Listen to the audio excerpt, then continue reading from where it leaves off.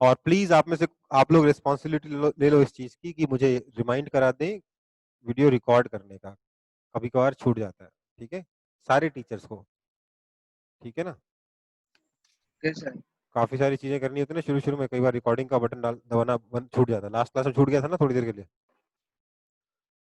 So last class तो पूरा record नहीं हुआ था, ऐसा तो उसका पिछला आई छूटा गेस। होगा, मतलब कोई हो सकता है आपका नहीं, किसी और क्लास का छूटा हो, कुछ तो छूटा था, ठीक है, तो उसका प्लीज रिमाइंड करा दीजिएगा हमें।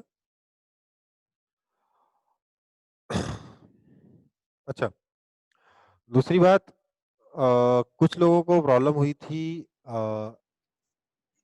एंगुलर वेलोसिटी समझने में, ठीक है, तो मैं उसको आज 9 बजे के बाद लूंगा वापस से एक बार, एंगुलर वेलोसिटी वाले पार्ट को, ठीक है बेटा। अब हम लोग थोड़ा सा नया चैप्टर शुरू कर दिए थे ना लास्ट क्लास में, कि नहीं किए थे हम लोग? नहीं किए थे ना? No sir. नो सर, आज स्टार्ट नो होगा। तो सर एक आज, चीज पूछना है सर आज मुझे। क्या बेटा? सर एक चीज सर पूछना है हम्म, सर, न्यूमेरिकल्स जैसे जिसमें ग्रेविटेशनल फोर्स का जैसे बात किया जा रहा हो, हम्म। उसमें कुछ कुछ न्यूमेरिकल्स में लिखा रहता है कि ball increases uniformly at a rate of 10 metre per second. Ball उस is, ball the velocity of the ball is increasing at a uniform rate of 10 meter per second square, हम्म, ऐसा सर कभी कभी लिखा रहता है। तो इसमें तो हम स्टार्टिंग में जब बॉल को पकड़े रहेंगे तब u जीरो होगा, हम्म। और जब बॉल लास्ट में ग्राउंड को हिट करेगा तब भी v जीरो होगा। तो ऐसे में क्या करेंगे तब? नहीं नहीं नहीं नहीं नहीं, बॉल जब ग्राउंड को हिट करेगा, हिट करने के बाद के बारे में बात नहीं करते हम लोग, क्योंकि उस वक्त तो सिचुएशन बदल जाती है ना।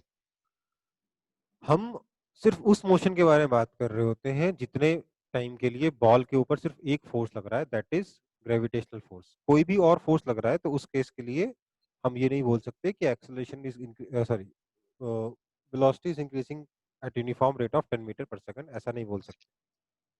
हम लोग ये सिर्फ उतने ड्यूरेशन के लिए बोल सकते हैं जितने ड्यूरेशन पे के लिए बॉल पर ग्रेविटी के अलावा और कोई फोर्स नहीं लग रहा है, ठीक है बेटा। हाँ ग्रेविटी सर। के अलावा अगर कोई भी और फोर्स लगेगा, ग्रेविटी के अलावा अगर कोई भी और फोर्स बॉल पे लगेगा, तो हम ये नहीं कह सकते कि acceleration is 10 metre per second square या 9.8 मीटर पर सेकंड स्क्वायर, ठीक है। जब हाँ तक सर। आप बॉल को हाथ में पकड़े हुए हो, जब तक आप बॉल को हाथ में पकड़े हुए हो तब तक उस पे दो फोर्सेस लग रहे हैं, एक जो ग्रेविटी लगा रहा है और एक जो आपका हाथ लगा रहा है, राइट। हाँ सर। तो बॉल को जब आपने रिलीज कर दिया, रिलीज करते वक्त उसकी वेलोसिटी जीरो थी, उस मोमेंट के बाद से उसका acceleration 10 metre per second square होगा, ठीक है। उसके बाद जमीन पे टकराने के जस्ट पहले तक, मतलब माइक्रो सेकंड पहले तक, नैनो सेकंड पहले तक उसकी वेलोसिटी इंक्रीज करती रहेगी। जैसे ही वो ग्राउंड के साथ कांटेक्ट में आएगा, उसके ऊपर एक और फोर्स लग गया जो ग्राउंड ने लगाया, तो फिर से हमारा हमारा ये कहना गलत हो जाएगा कि अभी भी acceleration of the ball is 10 metre per second square. ये कहना बॉल हाथ से रिलीज करने से लेकर ग्राउंड से टकराने के जस्ट पहले तक के लिए वैलिड है, ठीक है बेटा। हाँ और सर। कुछ? नहीं सर, ठीक है, थैंक यू। ठीक है, ओके। तो आज हमें पढ़ना है फोर्स। फोर्स एकदम बात ही नहीं करी थी हम लोगों ने फोर्स के बारे में अभी तक। ना सर। No sir. कोई बताएगा फोर्स क्या होता है? No, फोर्स की definition? Sir, an external agent capable of changing the state of motion or rest or the shape of an ठीक object ठीक is known ठीक as ठीक force. ठीक ठीक ठीक ठीक, इतना लंबा थोड़ा डेफिनेशन बोलने की जरूरत नहीं है, बस इतना बोल दो कि सर पता है, ठीक है। क्या होता है force? Force is a push और अ पुल। एक पुश या पुल को फोर्स कहते हैं, समझ में आया? धक्का लगाना या खींचना फोर्स कहलाता है, बस यही डेफिनेशन है फोर्स की। पर होता क्या है ना, ये डेफिनेशन आप 8th में लिखते हैं आपको नंबर मिलता है, 9th में लिखोगे नंबर नहीं मिलेगा। सही डेफिनेशन तो यही है, बट इसके आगे हमें कुछ जोड़ना होगा। अ पुश और a pull that changes the state of motion or rest of a body is called force. ठीक है, यहाँ डेफिनेशन कंप्लीट नहीं हुई, कुछ चीजें हमें एक सेंटेंस और ऐड करना पड़ेगा. A force can also change shape and size of a body. इसको हम कहते हैं फोर्स. ठीक है बेटा, कोई दिक्कत है? No sir. ये फोर्स दो प्रकार के होते हैं. No sir. ठीक है, ये फोर्स दो प्रकार के होते हैं. कौन कौन से? एक होता है कांटेक्ट फोर्स और दूसरा होता है नॉन कांटेक्ट फोर्स, या फिर हम इसे फील्ड फोर्स भी कह सकते हैं. कांटेक्ट फोर्स या फिर नॉन कांटेक्ट फोर्स, ये दो तरीके के फोर्स होते हैं. ठीक है, जो कांटेक्ट फोर्स है ये कौन सा फोर्स होता है? देखिए, फोर्स हमेशा दो चीजों के बीच में लगता है, दो ऑब्जेक्ट्स के बीच में लगता है. एक ऑब्जेक्ट दूसरे ऑब्जेक्ट पे फोर्स लगाता है. ठीक है, एक ऑब्जेक्ट दूसरे ऑब्जेक्ट को धक्का लगाता है या खींच सकता है. तो फोर्स हमेशा दो चीजों के बीच में लगता है. अगर वो दो चीजें, उन दो चीजों के बीच में फोर्स तब लगे जब वो कांटेक्ट में आए, तो उस फोर्स को कहते हैं कांटेक्ट फोर्स. और जो फोर्स दूर से ही लग जाए उसे कहते हैं नॉन कांटेक्ट फोर्स. ठीक है, तो कांटेक्ट फोर्स क्या होता है? It requires actual physical contact between the bodies. ठीक है, और इसमें क्या होगा? नो फिजिकल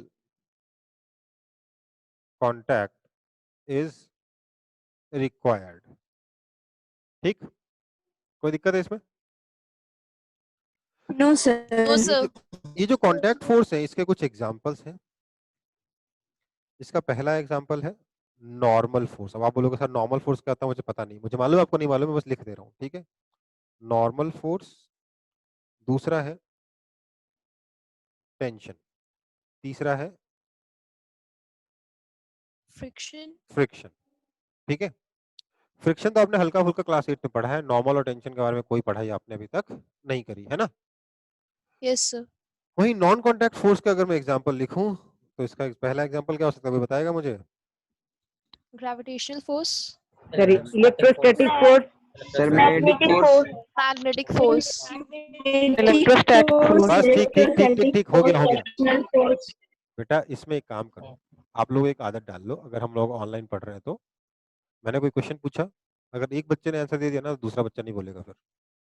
ठीक है, नहीं तो पूरा शोर मचने लगता है, मुझे कुछ समझ नहीं आता, मैं कंफ्यूज हो जाता हूँ. तो आप लोग और ज्यादा कंफ्यूज हो जाओगे. ठीक है बेटा, electrostatic force, gravitational force, electrostatic force. ठीक है, सर स्ट्रॉन्ग न्यूक्लियर और वीक न्यूक्लियर बता सकते हैं? क्या बेटा? सर स्ट्रॉन्ग न्यूक्लियर और वीक न्यूक्लियर बता सकते हैं?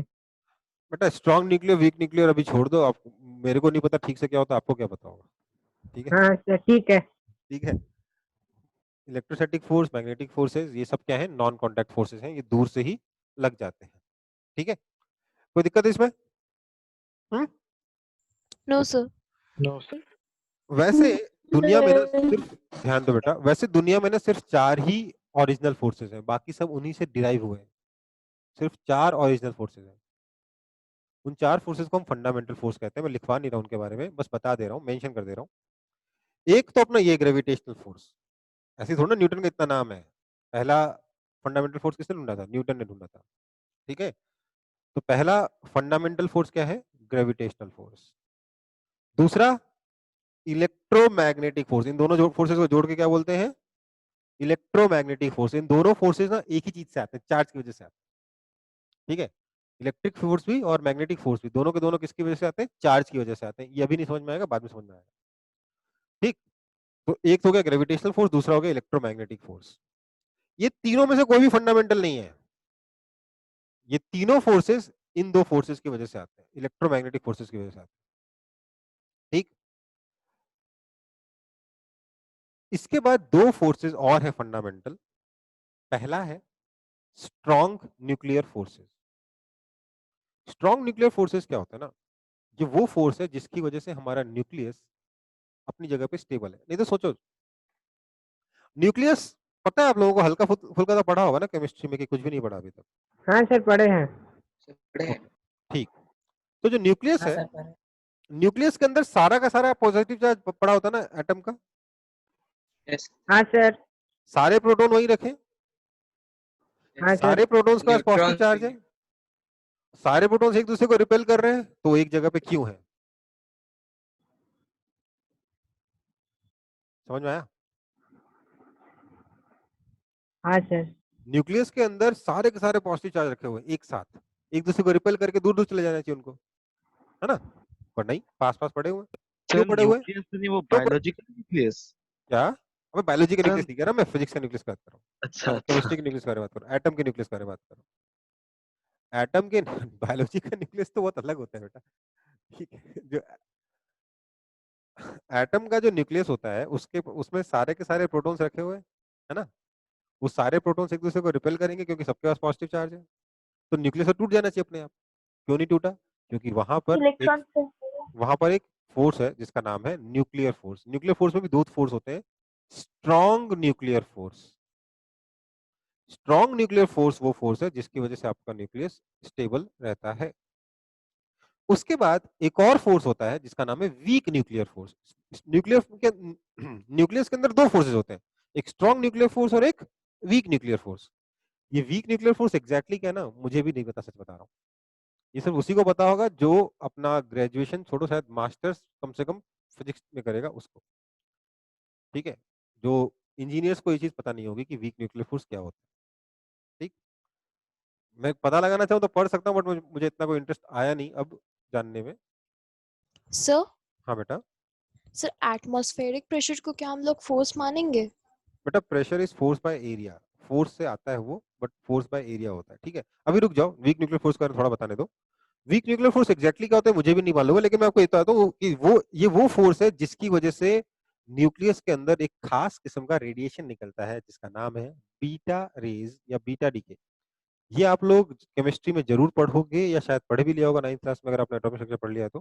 पढ़ा है क्या बीटा रे? No sir. नहीं पढ़ा? नहीं नो सर अभी। सर। ठीक है, होता क्या है ना, अब सुन के थोड़ा अजीब लगेगा आपको। न्यूक्लियस के अंदर से इलेक्ट्रॉन निकलते हैं। आप बोलोगे सर न्यूक्लियस के अंदर इलेक्ट्रॉन होते ही नहीं, निकलेंगे कहां से? न्यूक्लियस के अंदर से इलेक्ट्रॉन्स निकलते हैं, समझ रहे हो? हाँ सर। हाँ सच में निकलते हैं, उसको कहते हैं बीटा रे। हाँ सर बीटा डी के बोलते हैं। हाँ, उसको बीटा डी कहते हैं। अब सोचो न्यूक्लियस के अंदर से इलेक्ट्रॉन कहां से आया? न्यूक्लियस में इलेक्ट्रॉन कहां आया सर? न्यूक्लियस में तो सिर्फ प्रोटॉन होता है और न्यूट्रॉन होता है, ये इलेक्ट्रॉन कहां से आ गया?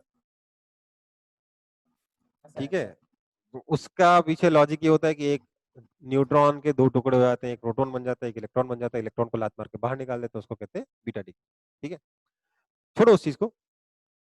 बात ये है कि जो वीक न्यूक्लियर फोर्स है वो रिस्पॉन्सिबल होता है आपके न्यूक्लियस के अंदर से इलेक्ट्रॉन निकालने के लिए। चार फंडामेंटल फोर्सेस होते हैं, कौन कौन से? ग्रेविटेशनल, इलेक्ट्रोमैग्नेटिक, स्ट्रॉन्ग न्यूक्लियर और वीक न्यूक्लियर। ठीक है, चलो फिर आगे बढ़े। हाँ sir.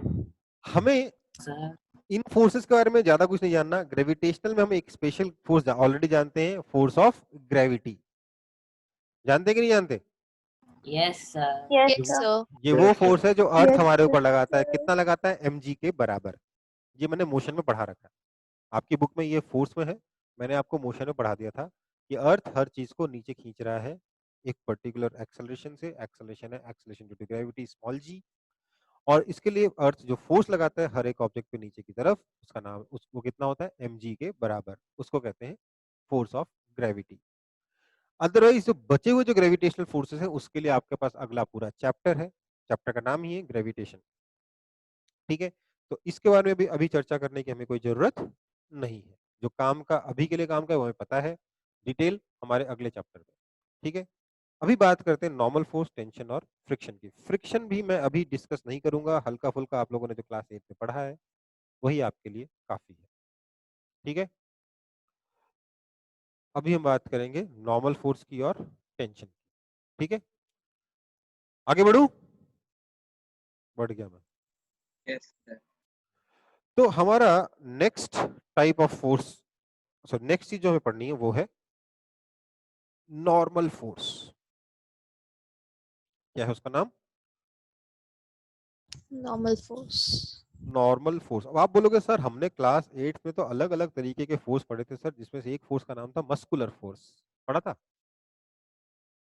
Yes sir. Yes sir. वो आप लोग क्लास 8 में थे, थोड़े और बच्चे थे, तो आपको बेवकूफ बनाया गया। ठीक है, मसल्स के थ्रू हम फोर्स लगाते हैं, पर उस फोर्स का नाम मस्कुलर फोर्स नहीं होता, उस फोर्स का नाम कुछ और होता है। वो टेंशन हो सकता है, नॉर्मल हो सकता है, मस्कुलर फोर्स कुछ नहीं होता। ठीक है, हालांकि ठीक है, इतना गलत भी नहीं है वो, बट बाउंड्री लाइन पे वो, मतलब फिजिक्स से ज्यादा वो अपने को जनरल लाइफ में फोर्स से हमको दोस्ती कराने के लिए ऐसा टर्म यूज किया गया, मस्कुलर फोर्स। हम मसल से फोर्स लगाते हैं। ठीक है, चलो, नॉर्मल फोर्स क्या होता है? नॉर्मल फोर्स दो ऑब्जेक्ट्स के बीच में तब लगता है जब दोनों ऑब्जेक्ट्स एक दूसरे को दबाएं। ठीक है, नॉर्मल फोर्स क्या होता है? Normal force acts between two surfaces in contact. Normal force कहां लगता है? नॉर्मल फोर्स दो सरफेस के बीच में लगता है। कब लगता है? जब दोनों सरफेसेस आपस में कांटेक्ट में हो, तब। ठीक है बेटा, acts between two surfaces in contact when they press each other। जो दो सरफेसेस कांटेक्ट में हो, अगर वो दो सरफेसेस एक दूसरे को दबाएं तो नॉर्मल फोर्स लगता है। The direction of this force is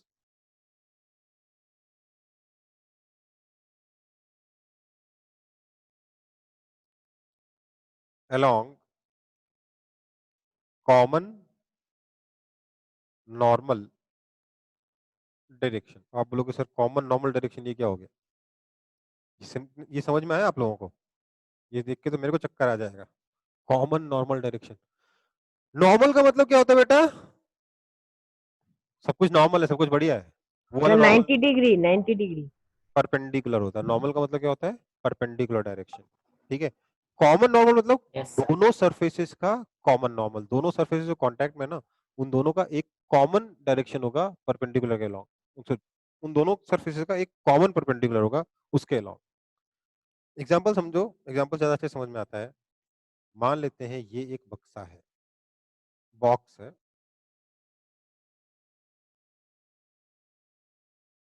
इस बॉक्स को हम धक्का लगा रहे हैं।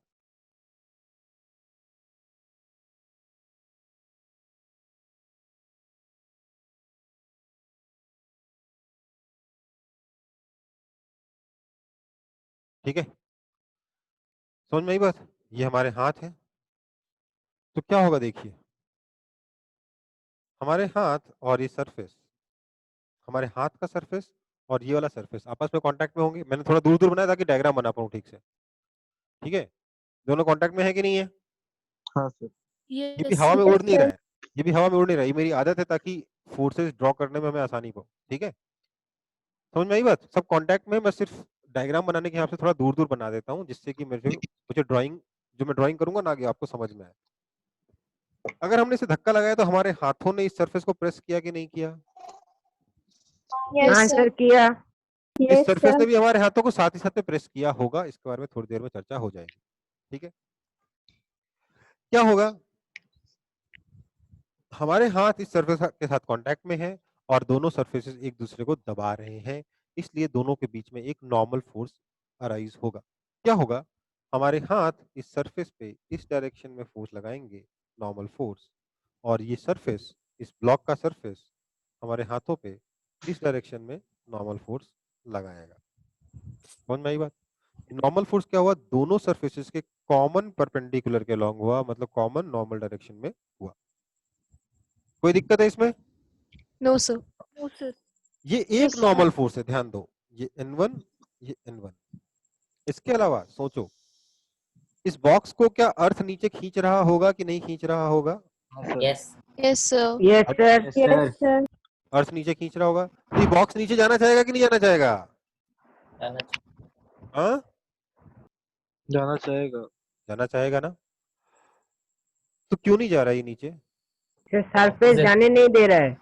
ये सरफेस जाने नहीं दे रहा, ये जो फ्लोर है ना, ये फ्लोर इसे नीचे जाने नहीं दे रहा। कैसे नहीं जाने देगा? नहीं जाने देने के लिए क्या कर रहा है ये फ्लोर? नहीं जाने देने के लिए फ्लोर इस पे ऊपर की तरफ एक फोर्स लगा रहा है, Yes. जो फोर्स इस mg को बैलेंस कर रहा है। और इतना ही फोर्स हमारे जो ब्लॉक है अर्थ पे, सॉरी फ्लोर पे नीचे लगा दे रहा है N2। कुछ इस तरीके से हमारा नॉर्मल फोर्स लगता है। कोई दिक्कत? क्या हो रहा है समझो, ये जो बॉक्स है हमारे फ्लोर को नीचे दबा रहा है, बदले में फ्लोर बॉक्स को ऊपर दबा रहा है। इसकी वजह से एक नॉर्मल फोर्स अराइज हो रहा है। ठीक है बेटा, यस सर। कोई दिक्कत है इसमें? No sir. देखो, ये चीज मैंने आपको हवा में हल्के हल्का समझा दी, क्योंकि मैं आपको अगला लॉ बताने से पहले एक हल्का सा इंट्रोडक्शन देना चाहता था। तो इससे पहले कि हम आगे और बढ़ें, हम एक बड़े ही महान आदमी के बारे में बात करेंगे, जिसका नाम क्या है? न्यूटन। न्यूटन। ठीक है, तो न्यूटन्स लॉज ऑफ मोशन पढ़ेंगे, फिर हम दोबारा से हमारे नॉर्मल फोर्स और टेंशन को एक बार देखेंगे। ठीक है, न्यूटन अंकल ने मोशन के लिए 3 लॉ दिए थे। कितने लॉ दिए थे? 3 लॉ दिए। Newton first law of motion, Newton second law of motion और Newton third law of Third. Motion. इनमें से सबसे इंपॉर्टेंट लॉ है Newton second law of motion, क्योंकि न्यूटन सेकंड लॉ का यूज करते हुए फर्स्ट और थर्ड लॉ डिराइव हो जाता है। ठीक है, तो सबसे इंपॉर्टेंट क्या हो गया? Second. Second law. Second law. पर सबसे अच्छा लॉ कौन सा है? Third law of Third. Motion. ठीक है, तो हम पहले क्या Every पढ़ेंगे? action हम पहले पढ़ेंगे equal and opposite reaction. ध्यान दो बेटा, एक सेकंड। हम पहले पढ़ेंगे थर्ड लॉ ऑफ मोशन। ठीक है, मैं हमेशा पहले थर्ड लॉ ऑफ मोशन पढ़ाता हूँ। शायद बहुत कम ही लोग होंगे ऐसा जो पहले थर्ड लॉ ऑफ मोशन पढ़ाएंगे, बाद में फर्स्ट और सेकंड पढ़ाएंगे। क्यों? क्योंकि थर्ड लॉ ऑफ मोशन पढ़ाने के बाद ना हम इस हालत में पहुंच जाते हैं कि हम फोर्स के बारे में कुछ चर्चा कर पाए। ठीक है, तो सबसे पहले है थर्ड लॉ। थर्ड लॉ क्या कहता है, कोई मुझे बताएगा? Every action has equal and opposite reaction. Every They're on two different bodies. And they act on opposite direction. हाँ ठीक है, And they act on opposite ठीक direction. ठीक ठीक ठीक। अब मेरे को पढ़ा लेने दो ये वाला पार्ट, नहीं तो बहुत सारे बच्चे कंफ्यूज हो जाते हैं। Every action has equal and opposite reaction. ये एक ऐसा लॉ है, ये एक ऐसा सेंटेंस है जो लोग पढ़ लेते हैं, रट लेते हैं और लाइफ में कहीं पर भी यूज कर लेते हैं। क्रिकेट देखते वक्त आपके मैंने तो इसको क्रिकेट की कमेंट्री में भी यूज होते हुए देखा है। कैसे? मतलब ऐसे देखा है कि एक बंदे ने किसी दूसरे बंदे को कुछ बोल दिया फील्ड में, दूसरे बंदे ने जवाब में वापस दे दिया। बोल देखो, हर एक्शन का रिएक्शन तो होगा ही होगा, न्यूटन का लॉ है ये, तो है ना। ये सब हम देख चुके हैं, ये सब होता है। But every action is equal and opposite reaction, ये जो सेंटेंस है ना, अपने आप में थोड़ा सा मिसलीडिंग है, थोड़ा सा मिसलीडिंग है, थोड़ा सा गलत मीनिंग हमारे दिमाग में ये सेंटेंस डालता है। ये सेंटेंस पढ़ के हमें लगता है कि एक एक्शन है और दूसरा रिएक्शन है। लगता है पहले एक्शन होगा फिर रिएक्शन होगा। इस वजह से ये लॉ मुझे जब कोई इस तरीके से बताता है कि every action has equal and opposite reaction, मुझे पता होता है वो सही बोल रहा है, किताब में जो लिखा है वही बोल रहा है, but I don't like it. I don't like it क्योंकि ये आपका लॉ को कंप्लीटली एक्सप्लेन नहीं कर रहा होता, उल्टा कुछ कंफ्यूजन क्रिएट कर देता है लोगों के दिमाग में। मैं इस लॉ को पूरा लिखना पसंद करता हूं। पूरा लॉ क्या है? पूरा लॉ ये है कि if a body, let's say body का नाम दे देते हैं A, if a body A applies a force on B, then B applies an equal and opposite force on A। अगर एक ऑब्जेक्ट मान लेते हैं ए ने दूसरे ऑब्जेक्ट मान लेते हैं बी पर फोर्स लगाया, अगर ऑब्जेक्ट ए बी पर फोर्स लगाता है तो बी उतना ही फोर्स अपोजिट डायरेक्शन में ए पर लगाता है। ठीक है, समझ में आई बात? अब बोलोगे सर इसमें और इसमें क्या फर्क है? कुछ फर्क है जो मैं अगले पॉइंट्स में आपको समझाऊंगा। ये कह रहा है, मान लेते हैं ये ऑब्जेक्ट ए है, ये दूसरा ऑब्जेक्ट बी है। ए ने बी पे लेट से ऐसे फोर्स लगाया एफ। फोर्स कैसी क्वांटिटी, स्केलर की vector? Sir, vector quantity. Vector quantity. Vector quantity. ठीक, बी ए पर इतना ही फोर्स लगाएगा बट अपोजिट डायरेक्शन में लगाएगा एफ। मैं ऐसा कह सकता हूं कि अगर ये वाला फोर्स एफ वेक्टर है तो ये वाला फोर्स माइनस एफ वेक्टर होगा। समझ में आई बात? समझ में आया कि नहीं आया? Yes sir. Yes sir. अब जहां तक मुझे याद है जो बच्चे क्लास 8 में थे शायद मैं उनको ये सारे पॉइंट्स एक बार 8 में बताया था, बट मैं फिर से अभी बताऊंगा। Yes sir. पहला पॉइंट तो ये बेटा, और ये बेटा ये मैं 9th में बताऊंगा, इसका 11th में फिर से बताऊंगा। ठीक है, ये सारे पॉइंट्स चिंता ना करें। तो पहला मुद्दा तो ये हो गया कि if a body A applies a force on B then B applies. पहला पॉइंट तो ये है कि इन इन दोनों फोर्सेस का नाम हम एक्शन और रिएक्शन दे देते हैं। पर पहला पॉइंट ये है कि action and reaction forces act on different bodies। Action और रिएक्शन जो फोर्सेस जो हैं ये अलग अलग ऑब्जेक्ट्स पे लगते हैं। मतलब ए ने बी पे लगाया तो बी ए पे लगाएगा। समझ में आई बात? Action and reaction forces act on different bodies. A ने फोर्स अगर बी पे लगाया है तो बी फोर्स ए पर लगाएगा। दोनों फोर्सेस एक ही ऑब्जेक्ट पे नहीं लगेंगे। कई बार स्टूडेंट्स कंफ्यूज होते हैं, सर एक फोर्स है एफ, बोले हाँ बेटा, तो सर उसका रिएक्शन फोर्स माइनस एफ, बोले हाँ बेटा, तो सर नेट फोर्स 0, बोले हाँ बेटा, तो सर फोर्स लगाने पे ऑब्जेक्ट मूव क्यों किया? मैंने बोला देख भाई, मान लेते हैं ये ऑब्जेक्ट है या कोई ये ऑब्जेक्ट है, इस ऑब्जेक्ट पे मैंने फोर्स लगाया एफ, तो इसने बदले में फोर्स मुझ पे लगाया है माइनस एफ, है ना? एक्शन इस पे हुआ तो रिएक्शन इस पे आया, दोनों एक ही ऑब्जेक्ट पे नहीं आए, इसलिए फोर्सेस बैलेंस नहीं हो सकते। ठीक है बेटा? तो action and reaction forces act on different bodies, ये पहला पॉइंट है।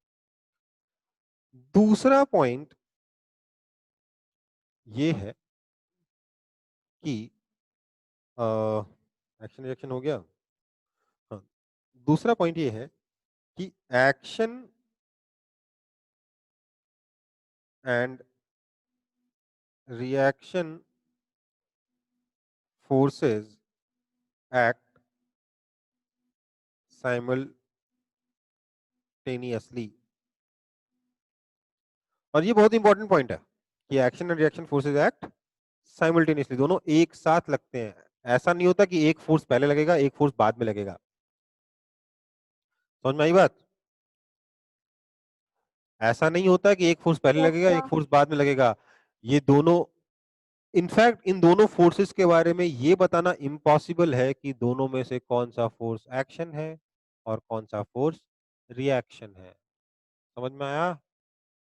दोनों में से कौन सा फोर्स एक्शन है कौन सा फोर्स रिएक्शन है ये बताना इम्पॉसिबल है।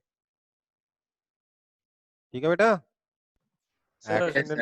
Action and reaction forces act simultaneously. कई बार लोग कहते हैं कि ए ने बी को मारा, बदले में बी ने पलट के ए को मार दिया, एक्शन का रिएक्शन हो गया। ये गलत बात है। ये जो लॉ है ना न्यूटन का, ये हिटलरवादी लॉ नहीं है, हिटलर का लॉ नहीं है। तुमने मुझे मारा, मैं तुम्हें मारूंगा, ये वो लॉ नहीं है। ये गांधीवादी लॉ है। ये कहता है जब तुम मुझे मार रहे थे उस वक्त तुमने मुझ पर जितना फोर्स लगाया उतना ही फोर्स मैंने तुम पे लगा दिया है। अगर तुमने मुझे थप्पड़ मारा तो जितना फोर्स तुम्हारे हाथों ने मेरे गालों पे लगाया है उतना ही फोर्स मेरे गाल तुम्हारे हाथ पे लगा चुके हैं, इसलिए मुझे तुम्हें दोबारा मारने की जरूरत नहीं है, मैं दूसरा गाल भी आगे कर दूंगा। तो ये सर किसका लॉ? गांधी जी फिजिक्स के एक्सपर्ट थे क्या? हाँ बेटा, हमारी क्लास में। तो क्या हुआ? Action and reaction forces act simultaneously. ठीक है, समझ में आई बात?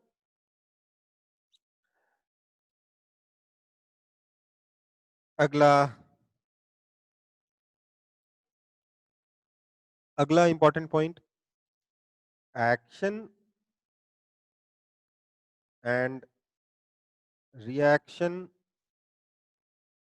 Forces act along same line. Action और रिएक्शन फोर्सेस हमेशा सेम लाइन के अलोंग एक्ट करते हैं। कहने का मतलब ऐसा नहीं हो सकता कि ये ऑब्जेक्ट ए है, ये ऑब्जेक्ट बी है, ए ने बी पे फोर्स इधर लगाया, बी ने ए पे फोर्स इधर लगा दिया, तो दोनों फोर्सेस इक्वल है, अपोजिट है।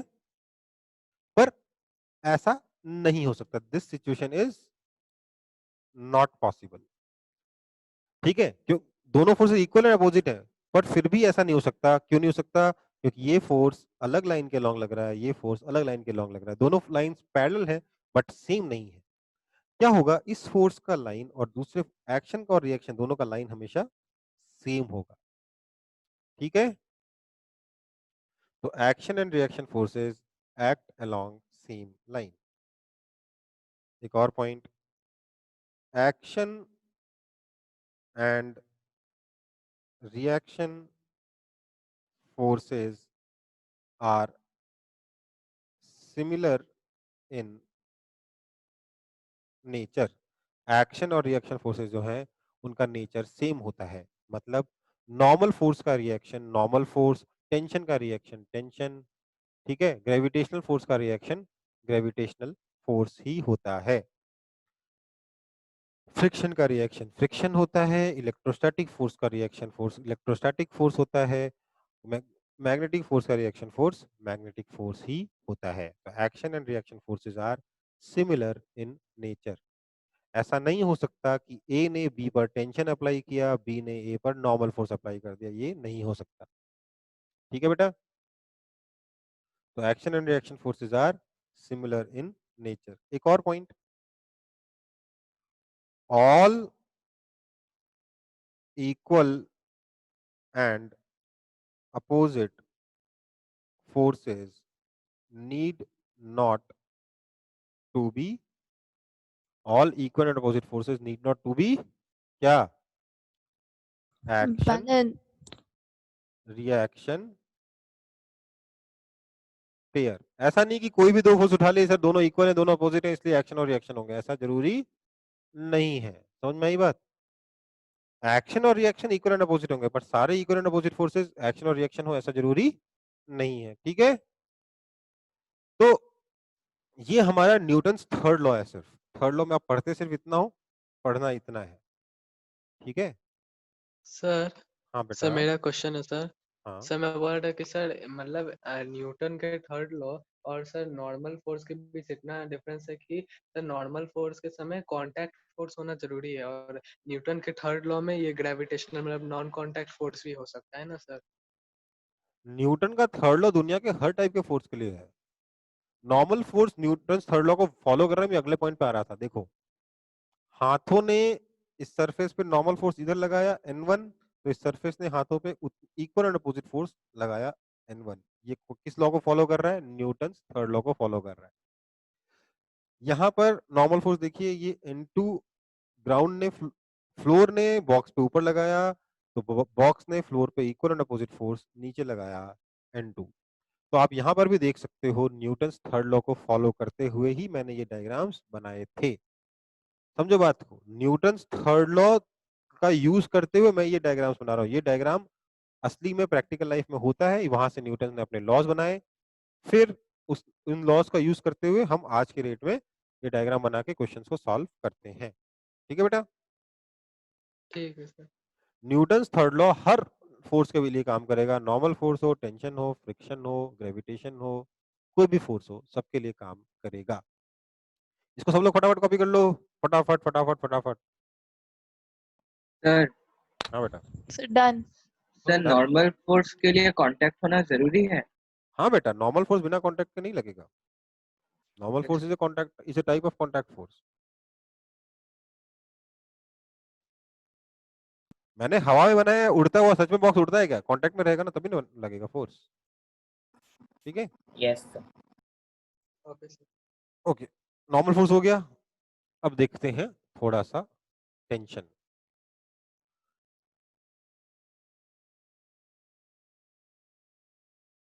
चलो लगे हाथ एक काम करता हूँ, पहले न्यूटन्स फर्स्ट लॉ भी पढ़ा देता हूँ।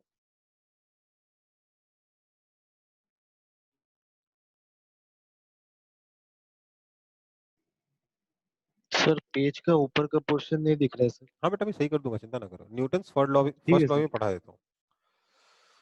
न्यूटन्स फर्स्ट लॉ क्या कहता है? न्यूटन्स फर्स्ट लॉ कहता है कि अगर अंग्रेजी में बोला जाए तो अंग्रेजी में ये बोलता है कि an object at rest will remain at rest and object in motion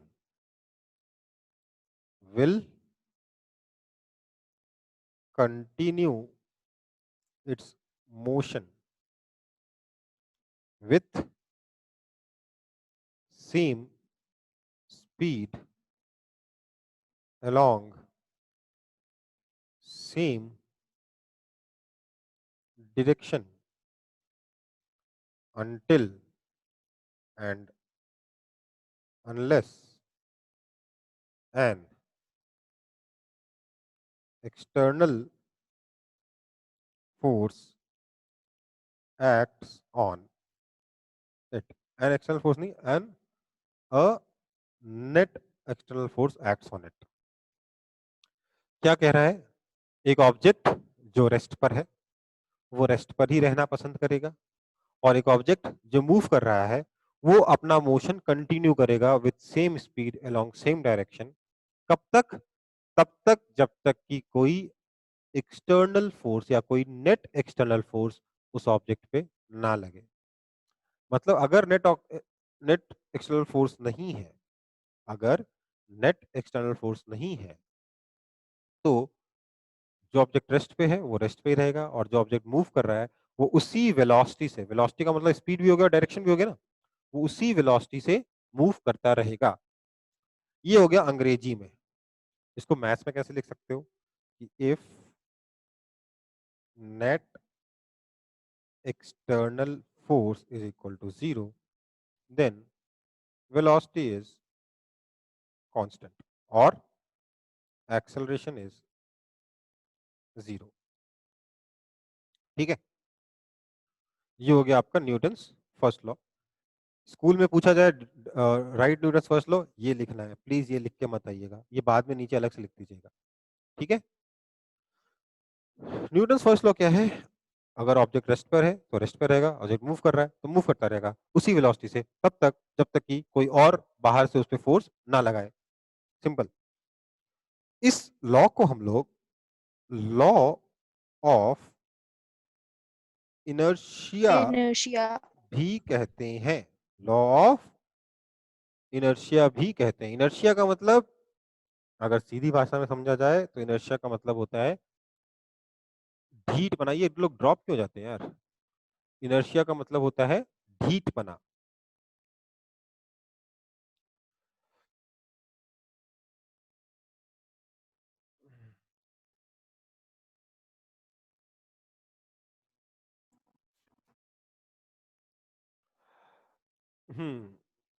अच्छा, किसी ने मुझसे डाउट पूछा था, मैंने अभी देखा, सॉरी। किसी ने मुझसे डाउट पूछा था कि व्हाई सर, अगर मैं किसी ऑब्जेक्ट पे फोर्स लगाता हूं तो मेरा फोर्स एक्शन हुआ और जिस ऑब्जेक्ट पे ने मुझे वापस फोर्स लगाया तो वो रिएक्शन हुआ। ऐसा नहीं है। जिस मोमेंट पे मैं बॉक्स पे फोर्स लगाऊंगा, मान लीजिए मैं बॉक्स पे फोर्स लगा रहा हूं, तो जिस मोमेंट पे मैं बॉक्स पे फोर्स लगाऊंगा उसी मोमेंट पे बॉक्स मुझ पे फोर्स लगाएगा। इक्वल लगाएगा, अपोजिट लगाएगा। ऐसे में मेरा फोर्स एक्शन है और वो वाला फोर्स रिएक्शन है, ये कहना गलत है। ठीक है, क्योंकि दोनों फोर्सेस इक्वल है, एक साथ लग रहे हैं, साइमल्टेनियसली लग रहे हैं। ठीक, अगर आप ऐसे सोचो तो इमेजिन करो, एक ट्रक ने ट्रक नहीं, आप ये मत इमेजिन करो। मान लेते हैं एक आदमी खड़ा है, उसको आके किसी बाइक ने ठोकर मार दी। ठीक है, ठोकर मारते वक्त आदमी ने अपने हाथ से बाइक को रोकने की कोशिश करी। होता है ना, अपने आप को बचाने के लिए जब बाइक आपकी तरफ आएगी आप अपना हाथ आगे करोगे, क्योंकि हाथ से सबसे कम प्यार होता है शायद लोगों को। जब आपने हाथ आगे किया तो और बाइक आपको धक्का लगा रही है, बाइक आके आपको हिट करती है जब आप हाथ से बाइक को रोकने की कोशिश कर रहे हो। अब आप बताओ, आपका फोर्स एक्शन है या बाइक का फोर्स एक्शन है? नहीं बता सकते ना। ऐसा नहीं है कि लिविंग चीजों का फोर्स आप एक्शन बोल दोगे और नॉन लिविंग ऑब्जेक्ट्स का फोर्स रिएक्शन बोल दोगे, ऐसा नहीं है। ठीक है, ओके। तो हम बात कर रहे थे लॉ ऑफ इनर्शिया की। न्यूटन फर्स्ट लॉ हमने पढ़ा था, बोल रहे law of inertia. Basically Newton first law को ही लॉ ऑफ इनर्शिया भी कहा जाता है। ठीक है, लॉ ऑफ इनर्शिया का मीनिंग यही होता है। बात ये इनर्शिया क्या होता है? इनर्शिया का मतलब होता है ढीठपना। ये ऑब्जेक्ट जो है ना ढीठ है, सारे के सारे ऑब्जेक्ट ढीठ है। ये जैसे हैं वैसे ही रहना चाहते हैं। जो रेस्ट पे वो रेस्ट पे ही रहना चाहता है, जो मूव कर रहा है वो चाहता है उसी स्पीड से उसी डायरेक्शन में मूव करता रहे। अब देखो, क्योंकि आप लोग क्लास 9th में हो, आपके इनर्शिया के जबरदस्ती 3 टुकड़े कर दिए गए हैं। स्कूल में नंबर चाहिए तो मुझे भी आपको 3 टुकड़े करके पढ़ाने पड़ेंगे। Inertia are of 3 types. ऐसा कुछ होता नहीं है, बस कहने की बात है। इनर्शिया 3 प्रकार के होते हैं। कौन कौन से? Inertia of rest. इसका एग्जाम्पल कोई मुझे बताएगा? इनर्शिया ऑफ रेस्ट का ये कहना चाहता है कि कोई ऑब्जेक्ट अगर रेस्ट पे है तो वो रेस्ट पर ही रहना चाहेगा। सर जब कोई गाड़ी सर हाँ, सर सडनली चलना स्टार्ट कर देता है तब सर हम लोग पीछे मूव करने लगते हैं सर, वो हाँ, इनर्शिया ऑफ रेस्ट। इसको कहते हैं इनर्शिया ऑफ रेस्ट। क्या होता है? अगर आप एक गाड़ी में बैठे हो और गाड़ी सडनली स्टार्ट हो जाती है तो आप हल्का सा पीछे की तरफ हो जाते हो, है ना? ऐसा क्यों होता है? क्योंकि आप जिस गाड़ी की सीट पे बैठे थे उस सीट आगे बढ़ गई, तो आपका जो बॉटम है वो तो गाड़ी के साथ आगे निकल गया, लेकिन आपका सर पीछे ही रह गया। तो अपनी जगह पर ही रह गया आपका सर रेस्ट पे ही रहना चाहता था, इस वजह से आपका सर आपको लगा कि थोड़ा पीछे की तरफ हुआ। ठीक है, तो ये क्या हो गया? Inertia of rest. इसका एक और एग्जांपल क्या हो सकता है? एक ग्लास लो, उसके ऊपर एक कार्डबोर्ड रख दो। ये एक्सपेरिमेंट बहुत ही ज्यादा कॉमन एक्सपेरिमेंट है, इसमें कुछ नया नहीं है। इस कार्डबोर्ड के ऊपर आप एक कॉइन रख दो और इस कार्डबोर्ड को आप सडनली उंगली से एक इस तरीके से हिट करो, ऐसे। ठीक, जब आप इस तरीके से हिट करोगे तो क्या होगा? आप देखोगे कि कार्डबोर्ड निकल गया और कॉइन इस ग्लास के अंदर गिर गया। कॉइन कार्डबोर्ड के साथ आगे नहीं गया। ठीक है, ऐसा क्यों हुआ? क्योंकि इस कॉइन के पास इनर्शिया था, ये रेस्ट पे था, ये रेस्ट पे ही रहना चाहता था, इस वजह से अपनी जगह पे रुक गया और कार्डबोर्ड आगे निकल गया। जब कार्डबोर्ड आगे निकल गया तो कॉइन अपने आप नीचे गिर गया। ये एक एग्जाम्पल है इनर्शिया ऑफ रेस्ट का। इसका एक और एग्जाम्पल है, मैं यहाँ लिख नहीं रहा हूँ, बस बता रहा हूँ। एक एग्जाम्पल बोल दिया था, कौन सा? कि गाड़ी अगर सडनली स्टार्ट हो जाए तो हमको लगता है हम पीछे गिर रहे हैं due to inertia of rest. दूसरा एग्जाम्पल मैंने ये दिया। तीसरा एग्जाम्पल मैं एक और बता रहा हूँ आपको। कभी आप अगर अपने घर में रखे हुए तकिए को या गंदे तकिए को या गंदे गद्दे को लकड़ी से पीटो तो उसमें से धूल बाहर आती है। देखा कभी किसी ने? Yes sir. Yes, yes sir. Sir. ये क्या है? एक्शन रिएक्शन है ना, हमने डंडा मारा उसने धूल मारा। हाँ, No, यस sir. ये एक्शन रिएक्शन है कि नहीं है? हमने उसको डंडा मारा, उसने हमको धूल मारा। No, sir. ये एक्शन रिएक्शन नहीं है। ठीक है, ये क्या है? This is law of inertia, this it happens due to law of inertia. क्या हुआ, जब आपने डंडे से उसको, अपने गद्दे को या तकिए को पीटा, तो क्या हुआ, जो तकिए का जो जिस पोर्शन पे आपका डंडा स्ट्राइक किया, वो पोर्शन सडनली आगे की तरफ मूव किया, और उसके अंदर जो धूल थी वो आगे की तरफ मूव नहीं करी। उसके अंदर जो धूल थी वो आगे की तरफ मूव नहीं करी। इस वजह से धूल तकिए से बाहर आ गई, गद्दे से बाहर आ गई। ठीक है बेटा, ये किस वजह से हुआ? Due to inertia of rest. ठीक है, अब बढ़ते हैं इनर्शिया ऑफ मोशन के बारे में। अब बात करते हैं इनर्शिया ऑफ मोशन के बारे में। दूसरा क्या है? Inertia of motion. Inertia of motion का एग्जांपल ऐसे देख सकते हो कि वही बस है जिसमें आप बैठे थे, सडनली बस चली तो आप पीछे की तरफ गिरे थे, या खड़े थे, मान लेते हैं सडनली बस चल जाएगी तो आप पीछे की तरफ गिरोगे। लेकिन अगर वही बस सडनली रुक जाए तो आप किधर गिरोगे? आगे की तरफ। क्यों? क्यों होगा ऐसा? क्योंकि आपके पैर जो बस के सरफेस पर है वो तो बस के साथ सडनली रुक जाएंगे, पर आपका सर नहीं रुकेगा और आप आगे की तरफ गिर जाओगे। ठीक है, यही कारण है कि आपको कभी गलती से भी चलती हुई बस से नहीं उतरना चाहिए, चलती हुई गाड़ी से नहीं उतरना चाहिए, चलती हुई ट्रेन से नहीं उतरना चाहिए। क्यों नहीं उतरना चाहिए? क्योंकि अगर आप चलती हुई ट्रेन से उतरोगे, मान लो कूद गए आप चलती हुई ट्रेन से, क्या होगा? आपके पैर जमीन के साथ तुरंत कांटेक्ट में आ जाएंगे। जैसे ही कांटेक्ट में आएंगे, पैर रुक जाएंगे और आपका सर आगे की तरफ गिर जाएगा, आप गिर जाओगे, और गिर के हो सकता है उसी ट्रेन के नीचे आ जाओ। ठीक है, तो ऐसा काम कभी नहीं करना चाहिए। ठीक है बेटा? Yes sir.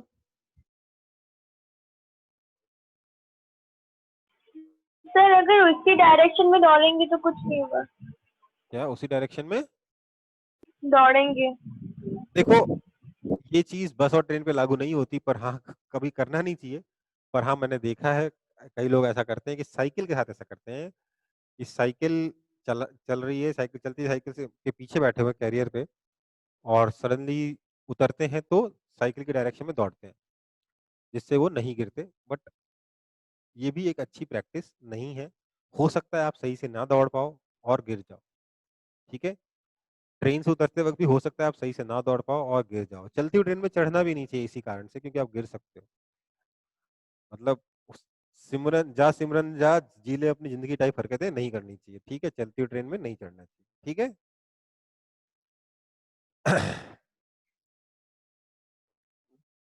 ओके, तो अगला है इनर्शिया ऑफ मोशन। प्लीज यहाँ पे फाइट ना करें। ठीक है, इनर्शिया ऑफ मोशन में यही बात कर रहे थे। एक तो हो गया चलती हुई ट्रेन से उतरना चढ़ना। और कोई बता सकता है इनर्शिया ऑफ मोशन का एग्जांपल? एक गंदी आदत बताता हूँ जो आप सब लोगों के पास थोड़ी बहुत होती है। गंदी आदत, खाना खाने से पहले हाथ धोते हो कि नहीं धोते हो? Yes Yes, sir, sir. Always. Yes sir. ये अच्छी आदत है कि Yes. गंदी आदत अच्छी। है? ये अच्छी आदत है। तो गंदी आदत पता है क्या होती है आप लोगों की? कई बार आप खाना खाने से पहले हाथ धोते हो और उसको पोंछने की बजाय झाड़ने लगते हो। करते हो? हाँ यस सर। सर। ओ सर। नहीं करते हो? No, sir. Yes sir. ठीक है, कुछ लोग करते हैं, यस सर। कुछ लोग करते हैं। मैं बचपन में जब बहुत छोटा था उस वक्त मैंने ऐसे हरकतें करी थी। मुझे नहीं पता क्लास 8 में 9th में आते आते मैंने करी थी कि नहीं करी थी, बट जब छोटा था तब मैंने करी थी ऐसी हरकतें, और इसके लिए खूब डांट भी खाई है। पर हाथ सर क्यों काफी गंदा लगता है कोई भी झाड़ता है तो।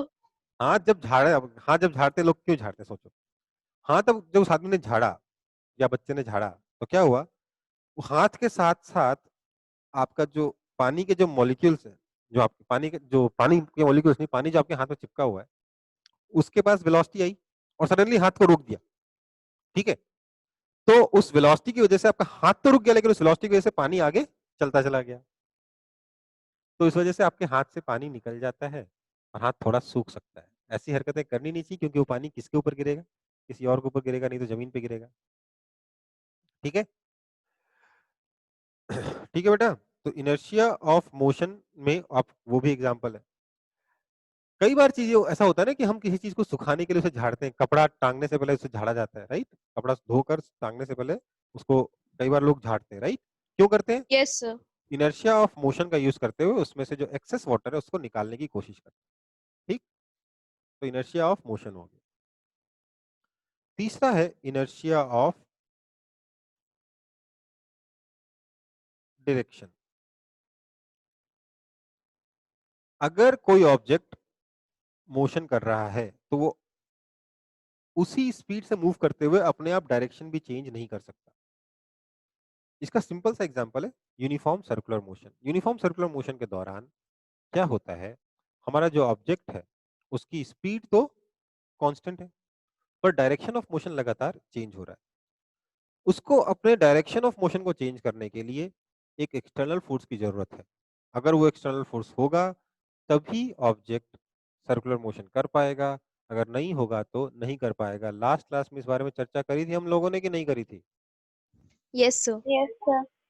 तो वो क्या है, किस चीज का एग्जांपल है? इनर्शिया ऑफ डायरेक्शन का एग्जांपल है। बिना डायरेक्शन। फोर्स लगाए कोई ऑब्जेक्ट अपने मोशन का डायरेक्शन भी चेंज नहीं कर सकता।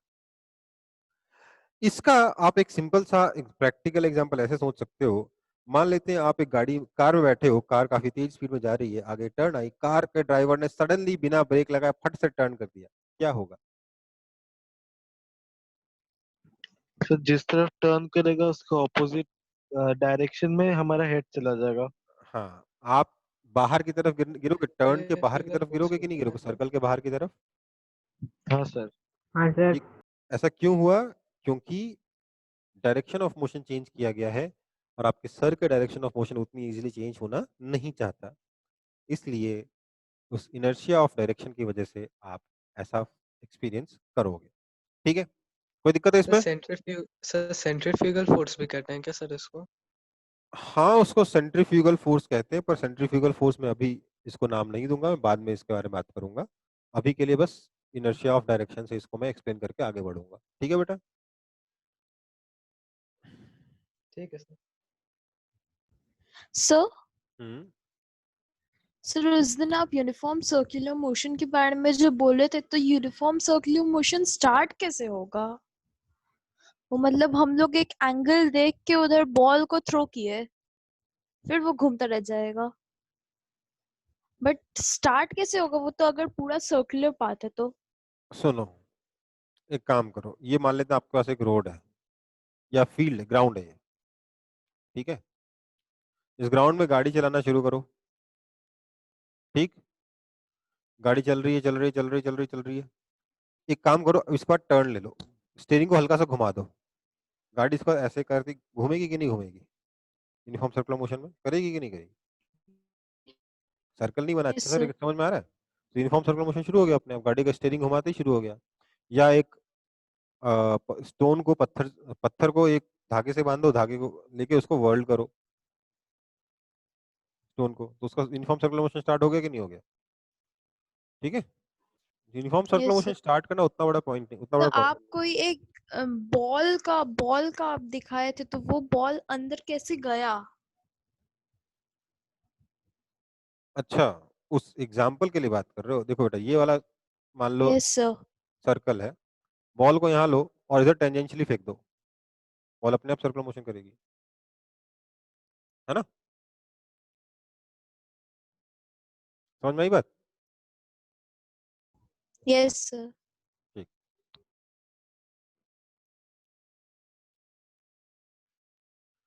ओके। तो हम पढ़ रहे थे इनर्शिया, इनर्शिया ऑफ डायरेक्शन वगैरह हो गया था, ठीक है ना? इसके एग्जाम्पल भी देख लेते, प्लीज इसको एक बार बुक से रीडिंग लगा लीजिएगा। मैंने इस टॉपिक को बहुत ही जल्दी निकाल दिया, आपके आपके चैप्टर का सबसे बड़ा पार्ट यही था। अभी मैं, वैसे तो टाइम हो चुका है, पर मैं एक फोर्स, टेंशन फोर्स कवर किए बिना अगर आज की क्लास खत्म कर दी तो दिक्कत हो जाएगी, इसलिए टेंशन फोर्स हल्का सा हम लोग देख लें। टेंशन, टेंशन क्या होता है? This is the force applied by string और रोप। एक धागा या रस्सी जो फोर्स लगाती है उसको हम टेंशन फोर्स कहते हैं। कोई दिक्कत है इसमें? force applied by string or rope is called tension force. क्या होता है बेटा? अब रस्सी फोर्स कैसे लगाती है, एक बार इसको समझते हैं। उसके लिए मैं सिर्फ एक ही एग्जांपल लूंगा, उससे ज्यादा नहीं लूंगा, क्योंकि बहुत ज्यादा आपको जानना नहीं इसके बारे में। ये छत है, छत से मैंने एक हुक के थ्रू एक रस्सी बांध दी, रस्सी से जा रही है। इस रस्सी के दूसरे एंड को मैंने एक ब्लॉक से बांध दिया। ब्लॉक का मास मान लेता हूं m, ठीक है। तो अब क्या होगा, क्या इस ब्लॉक को अर्थ नीचे खींचेगा या छोड़ देगा कि यार तू रस्सी से बंधा हो, तेरे को मैं क्यों खींचूं, ऐसा करेगा या खींचता रहेगा? ये खींचेगा। खींचेगा। कितने फोर्स से खींचेगा? नीचे की तरफ। हाँ, सर कितने फोर्स सर से? जी से, जी से। जी से नहीं, mg से, mg है ना। mg फोर्स से अर्थ इसे नीचे खींचेगा। तो ये ब्लॉक नीचे जाना चाहता है कि नहीं जाना चाहता? अर्थ इसे सर खींचेगा जाना तो- चाहता है। अर्थ इसे नीचे खींचेगा तो नीचे जाएगा। पर ये जाएगा, पर ये सही में जा पा रहा है क्या? नहीं सर, नहीं क्यों नहीं जा पा रहा है? कौन रोक रहा है इसको नीचे जाने से? सर वो रोप। सर, वो रोप। रोप रोप रोक रहा है। रोप। जिससे वॉल कनेक्टेड है। अगर मैं इस रोप को काट दूं तो गिर जाएगा। हाँ सर। हाँ सर। Yes sir. मतलब इसको नीचे गिरने से कौन रोक रहा है? यही रस्सी रोक रही है। तो इसका मतलब रस्सी किसी तरीके से इस mg के फोर्स को बैलेंस कर रही होगी, हाँ सर। है ना। तो रस्सी इस पे एक अपवर्ड डायरेक्शन में फोर्स लगा रही होगी। लगाएगी कि नहीं लगाएगी फोर्स अपवर्ड डायरेक्शन? आप सोच सकते हो कि नहीं सोच सकते ये चीज? हाँ sir. Yes sir. Yes sir. इसी फोर्स को कहते हैं टेंशन। इसको मैं टी से रिप्रेजेंट कर रहा हूं। जो रस्सी फोर्स लगा रही है उसको क्या बोलते हैं? टेंशन। रस्सी ने किस पे फोर्स लगाया? ब्लॉक पे। ब्लॉक पर। तो ब्लॉक रस्सी पे फोर्स लगाएगा कि नहीं लगाएगा? हाँ सर। लगाएगा। लगाएगा। तो रस्सी पर ब्लॉक ने नीचे फोर्स लगाया, इक्वल लगाया एंड अपोजिट लगाया, तो ये वाला फोर्स भी क्या हो गया? टेंशन फोर्स हो गया, हाँ या ना। हाँ सर। Yes sir. अब क्योंकि ब्लॉक ने रस्सी पे नीचे फोर्स लगाया, तो क्या रस्सी नीचे जाना चाहती है कि नहीं जाना चाहती? हाँ सर। लेकिन क्या नीचे जा रही है? No sir. नो नहीं सर। अरे कौन रोक रहा है रस्सी को नीचे जाने से? वॉल। Sir wall. छत रोक रही है ना। छत को तोड़ दोगे तो रस्सी नीचे चली जाएगी, राइट। तो मतलब यस छत सर। ने रस्सी पर ऊपर फोर्स लगाया होगा और बदले में रस्सी ने छत पर नीचे फोर्स लगाया होगा, है ना। ये फोर्स भी क्या है? टेंशन है। तो रस्सी ने फोर्स कैसे लगाया? रस्सी को देखो जरा, रस्सी ने फोर्स कैसे लगाया? छत पर नीचे की तरफ, ब्लॉक पर ऊपर की तरफ, है ना। समझ में आया कि नहीं आया? हाँ सर। तो रस्सी जो टेंशन फोर्स लगा रही है वो दोनों एंड पे लगा रही है कि नहीं लगा रही? सर नीचे की तरफ कैसे लग रहा है? क्या आप सोचो, आप सोचो ये ब्लॉक अगर रस्सी से बंधा हुआ है तो ये रस्सी क्या छत को नीचे खींच रही कि नहीं खींच रही? खुद से सोचो। हाँ उसी फोर्स को तो कह रहे हैं टेंशन, है ना। क्या Yes, हुआ? sir. कहानी एक बार और सुन लो, हो सकता है आप कुछ कंफ्यूजन हुआ आपके दिमाग में। एक बार कहानी और सुन लो। mg फोर्स अर्थ ने ब्लॉक पे नीचे लगाया, ब्लॉक को नीचे जाने से रोकने के लिए रस्सी ने इस पे ऊपर फोर्स लगाया। रस्सी ने अगर ब्लॉक पे ऊपर फोर्स लगाया तो ब्लॉक ने रस्सी पे नीचे फोर्स लगाया, न्यूटन थर्ड लॉ, ठीक है। क्योंकि रस्सी पे नीचे फोर्स लगा इसलिए रस्सी नीचे जाना चाहेगी। रस्सी को नीचे जाने से रोकने के लिए छत ने रस्सी पर ऊपर फोर्स लगाया, और क्योंकि छत ने रस्सी पे ऊपर फोर्स लगाया तो बाय न्यूटन थर्ड लॉ रस्सी ने छत पे नीचे फोर्स लगाया। तो रस्सी ने कौन कौन से फोर्स लगाए? छत पे नीचे, ब्लॉक पे ऊपर। रस्सी हमेशा दोनों तरफ फोर्स लगाती है। रस्सी हमेशा दोनों एंड पे फोर्स लगाती है, रस्सी के अंदर की तरफ। रस्सी या स्ट्रिंग, रोप या स्ट्रिंग हमेशा दोनों एंड पे फोर्स लगाती है, स्ट्रिंग के अंदर की तरफ। इस फोर्स को हम टेंशन फोर्स कहते हैं। कोई दिक्कत? No sir. No sir. यही आपका टेंशन फोर्स है। इससे ज्यादा टेंशन फोर्स के बारे में जानने की जरूरत नहीं है। हाँ, लेकिन एक चीज समझो, इस ब्लॉक के बारे में सोचो। इस ब्लॉक पर नीचे फोर्स लगाया अर्थ ने कितना? mg। रस्सी ने ऊपर फोर्स लगाया कितना? टेंशन। क्या ये ब्लॉक रेस्ट पर है? बिल्कुल है। हाँ तो क्या सर। तो क्या मैं कह सकता हूँ tension T is equal to mg, balanced force लग रहा है, नेट फोर्स नहीं लग रहा है, Yes, इसी sir. पर है ना।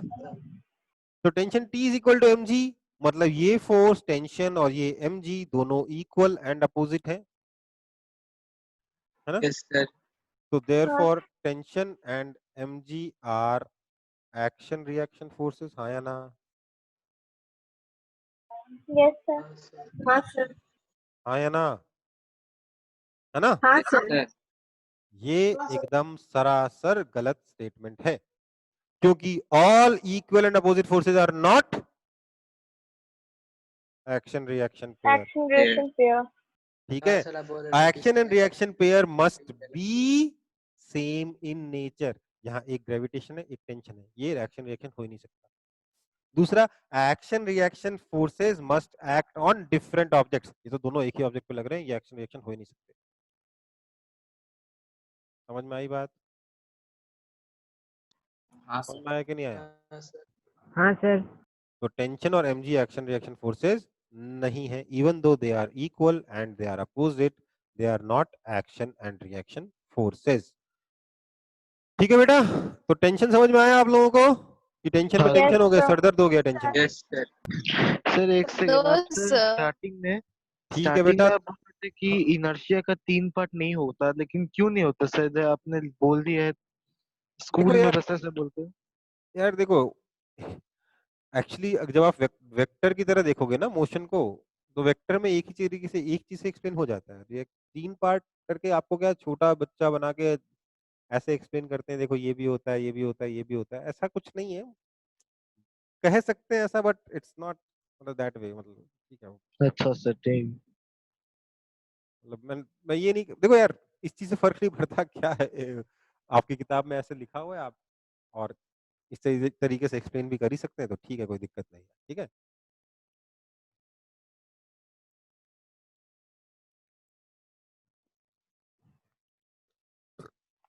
इनर्शिया सीधे सीधे वेलोसिटी का है। ठीक है, इनर्शिया इनर्शिया कहता है कि वेलोसिटी चेंज नहीं होगी बिना फोर्स के।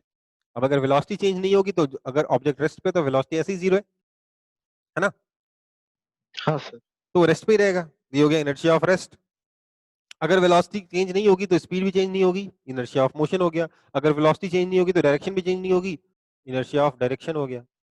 एक ही चीज को जबरदस्ती 3 पार्ट में करके आपको दिखाया जाता है। ठीक है, ये सर वो लोग स्पेशल है। हम्म, सर वो स्पेशल केस में होता है। क्या? सर जो बताए सर वो स्पेशल केस में होता है। नहीं नहीं नहीं नहीं, वो आपके आपके लेवल पे चीजों को आसान बनाने के लिए जबरदस्ती तोड़ा गया है। ठीक है, जो मैंने पढ़ाया उस पर ध्यान दो, ये मत देखो कि उस सेंटेंस को चलो भूल जाओ कि ऐसा होता है कि नहीं होता। ऐसा होता है। ठीक है, 3 तरीके के इनर्शिया होते हैं, तीनों पढ़ने, क्योंकि आपसे स्कूल के एग्जाम में पूछा जाएगा what are the types of inertia, तो उसको ऐसे ही एक्सप्लेन कर देना। ठीक है बेटा, चलो आगे बढ़ू।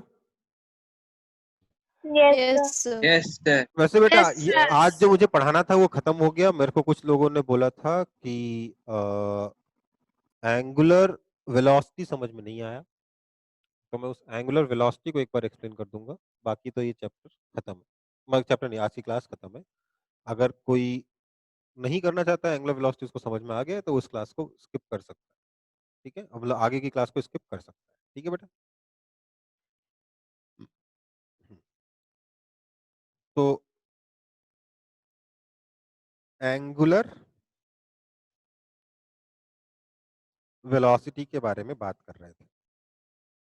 ठीक है, एंगुलर वेलोसिटी पढ़ने से पहले हमें थोड़ा सा एंगल के बारे में जानना था, तो हमने बताया था एंगल का जो एसआई यूनिट होता है, एंगल का एसआई यूनिट होता है रेडियन। क्या होता है? Radian. 1 radian is equal to 180 degree by pi होता है। ये सिर्फ यूनिट है, इसके बिना भी आप एंगुलर वेलोसिटी को पढ़ सकते हो, बट मैंने जस्ट बता दिया यहाँ पे।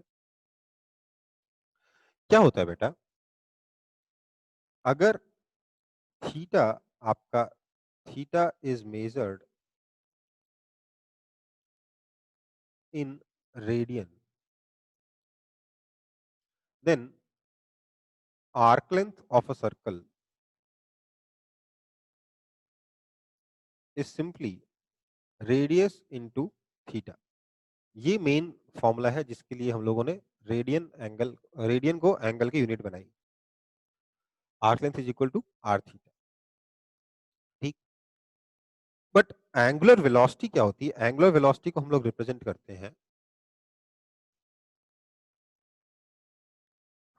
करते हैं, इससे. ये स्टाइलिश W है ना, ओमेगा। इसको पढ़ते क्या है? ओमेगा पढ़ते हैं. और क्या होता है ये ओमेगा? क्या होता है? This omega is equal to angle covered per unit time. Angle covered per unit time is called angular velocity omega. ठीक है. ये इसकी यूनिट क्या क्या हो सकती है? इसकी यूनिट हो सकती है रेडियन पर सेकंड. ये क्या है? SI यूनिट है. दूसरी यूनिट हो सकती है डिग्रीज पर सेकंड. डिग्री पर ये आपका कोई खास ज्यादा यूज नहीं होता. जो यूनिट सबसे ज्यादा यूज होती है उसका नाम है RPM. RPM का मतलब क्या हो गया? रोटेशन पर मिनट. तो रेवोल्यूशन पर मिनट भी या हो सकता है ना सर? या फिर रिवोल्यूशन पर मिनट, या फिर राउंड्स पर मिनट. अच्छी बात ये है तीनों के लिए ही R यूज होता है, इसलिए RPM आप कुछ भी कह सकते हो. ठीक है. रोटेशन पर मिनट, रिवोल्यूशन पर मिनट और राउंड्स पर मिनट, इसको हम RPM से रिप्रेजेंट करते हैं. ठीक है. एंगुलर वेलोसिटी का ये सबसे कॉमन यूनिट है. मतलब आप अगर कभी मोटर वगैरह खरीदने जाओ मार्केट से, तो वो मोटर के रोटेट करने की स्पीड को RPM में ही बताते हैं. ठीक है, कि 1000 RPM है या 10,000 RPM है कि 5000 RPM है कि 500 RPM है. इस तरीके से मोटर के रोटेट करने की स्पीड बताई जाती है. ठीक है. तो वो आपका radian per second SI unit है और RPM कॉमन यूनिट है. क्या होता है अगर कोई पार्टिकल एक सर्कल में घूम रहा है, ऐसे घूमते घूमते यहां पहुंचा, इसने एंगल कवर किया थीटा इन टाइम t, तो हम बोलेंगे इसका angular velocity omega is equal to theta by t है. अब थीटा को देखो, एंगुलर वेलोसिटी ओमेगा क्या हो गया? Theta by T. ठीक है. अब अगर आप थीटा को रेडियन में कर दोगे, थीटा इन रेडियन, और टी इन सेकंड कर दोगे, तो क्या बन जाएगा? रेडियन पर सेकंड बन जाएगी यूनिट. अगर आप थीटा को राउंड्स में कर दोगे या फिर रिवोल्यूशन में कर दोगे, और टी को मिनट में कर दोगे, तो क्या बन जाएगा? RPM, राउंड्स पर मिनट या रिवोल्यूशन पर मिनट या रोटेशन पर मिनट. ठीक है. थीटा को आप रेडियन में कर दोगे तो रेडियन और टाइम को सेकंड में तो रेडियन पर सेकंड हो जाएगा. थीटा को राउंड और टी में तो मिनट में कर दोगे तो राउंड्स पर मिनट हो जाएगा. अब मैं राउंड्स पर मिनट और रेडियन पर सेकंड में एक रिलेशन बताना चाहूंगा.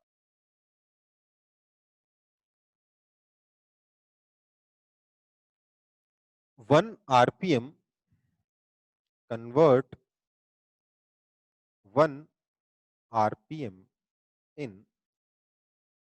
Radian per second.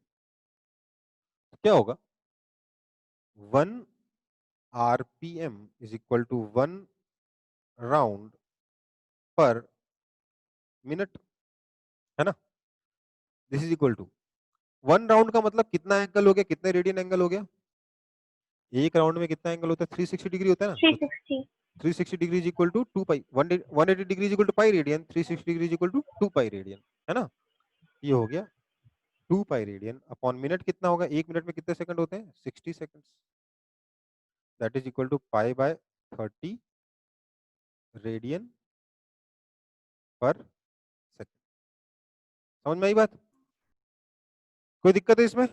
यही होता है आपका एंगुलर वेलोसिटी, और कुछ नहीं है इसमें। यूनिफॉर्म सर्कुलर मोशन में आपकी एंगुलर वेलोसिटी कांस्टेंट रहेगी, नॉन यूनिफॉर्म सर्कुलर मोशन में एंगुलर वेलोसिटी कांस्टेंट नहीं रहेगी। अब बात होती है इस एंगुलर वेलोसिटी में और स्पीड के बीच में रिलेशन की। ठीक है, किसी ने अगर कॉपी नहीं किया है इसको, पहले वाला समझ में नहीं आया तो इसको फटाफट कॉपी कर लो, और मैं फिर एक और चीज जो बची है, स्पीड और एंगुलर वेलोसिटी के बीच में रिलेशन बता दूंगा। पार्टिकल के घूमने की स्पीड और एंगुलर वेलोसिटी के बीच में रिलेशन में बता दूंगा, उसके बाद ये पोर्शन भी कवर हो जाएगा।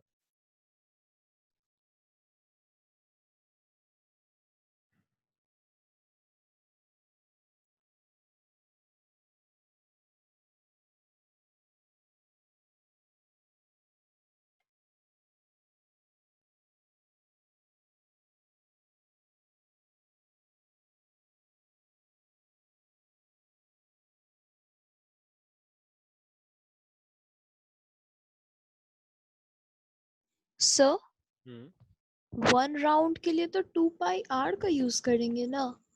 2 पाई आर तो बेटा आर्क लेंथ हो जाएगा ना, एंगल कितना हुआ,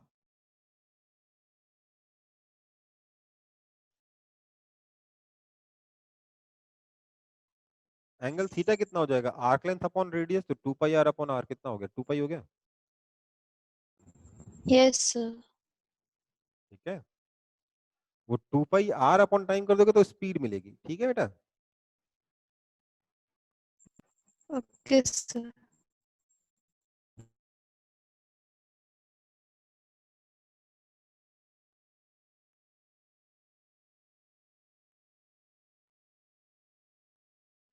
Sir, what is theta? Theta is the angle, angle जो पार्टिकल सर्कुलर मोशन करते हो, पार्टिकल जो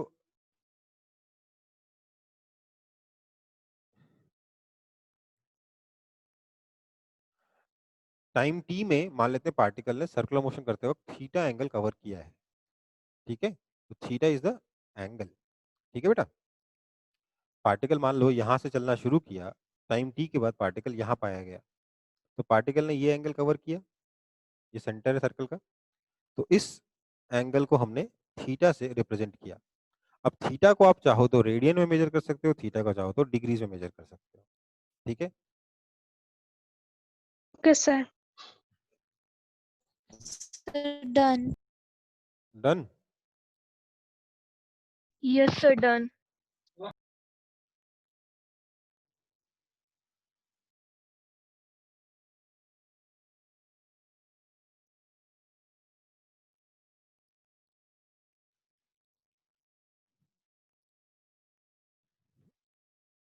आगे बढ़ रहा हूं फिर। Yes, sir.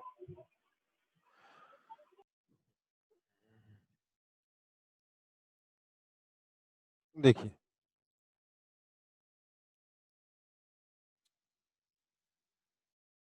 हमारा अ, अब बात करती है relation between speed and angular speed या फिर एंगुलर वेलोसिटी, जो भी है, स्पीड एंड एंगुलर स्पीड के बीच में रिलेशन। ठीक, अगर कोई पार्टिकल सर्कुलर मोशन कर रहा है, अगर कोई पार्टिकल सर्कुलर मोशन कर रहा है, थीटा एंगल ट्रेवल किया उसने इन टाइम टी, तो ऐसे में कुछ आर्क लेंथ ट्रेवल किया होगा L in same time T, है ना। तो आपकी जो एंगुलर स्पीड होगी that is equal to theta by T, और जो लीनियर स्पीड होगी, ये स्पीड की जगह आपको क्या लिखना चाहिए, लीनियर स्पीड लिखना चाहिए, लीनियर स्पीड होगी that is equal to 2 pi arc r by length by t. T, है ना। समझ में आई बात? डिस्टेंस अपॉन टाइम क्या हो जाएगा, linear speed, angle upon time क्या हो जाएगा, एंगुलर स्पीड। ठीक है, नाउ अब इसमें दो केसेस बनते हैं। if angular speed is in radian per second, जो अभी आपके काम का नहीं है, पर फिर भी मैं बार बार पहले यही बता दे रहा हूं, पर अगर इनफैक्ट जो भी मैंने ओमेगा के बारे में रेडियन के बारे में बताया ना, उसको आप अभी के लिए इग्नोर कर सकते हो अगर समझ में नहीं आ रहा है तो, ठीक है। If omega is in radian per second, then आपका जो थीटा है वो रेडियन में है, और टाइम क्या है, इन सेकंड। तो ऐसे में आप लिख सकते हो length is equal to arc length is equal to radius times theta, अगर इस सर्कल का रेडियस आर है तो, है ना। Arc length is equal to R theta formula था, Yes, sir. इसलिए आप लिख सकते हो therefore speed v is equal to arc length upon time, that is equal to r times theta upon time, that is equal to r times omega. तो speed v is equal to omega r करके आपका formula बन जाएगा। ये बहुत आसान formula बनेगा अगर आप रेडियन में काम करते हो तो, पर दिक्कत ये आपको रेडियन में काम करना नहीं होता, आपको काम करना होता है राउंड्स पर मिनट में। कोई बात नहीं, उसमें भी कर सकते। If omega is in RPM, अगर ओमेगा रिवोल्यूशन पर मिनट में है या राउंड्स पर मिनट में है, तो ऐसे में आपका late say omega is equal to दे रखा है आपको 100 आरपीएम। ये एग्जांपल से ज्यादा अच्छे से समझ में आएगा।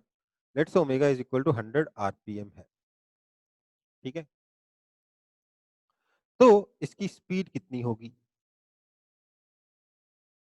हम कहेंगे speed is equal to total distance travelled upon total time, यही होगा ना। दैट इज इक्वल टू, अब देखो 100 राउंड्स अगर लगाएगा तो कितना डिस्टेंस ट्रेवल करेगा, डिस्टेंस ट्रेवल करेगा 100 टाइम्स सरकमफ्रेंस अपॉन टाइम कितना है, 100 राउंड्स कितनी देर में किया, पर मिनट में ट्रेवल किया, राइट। तो टाइम कितना लगा, 60 सेकंड्स। तो इस तरीके से आपकी स्पीड आ जाएगी, हाँ या ना। Yes, sir.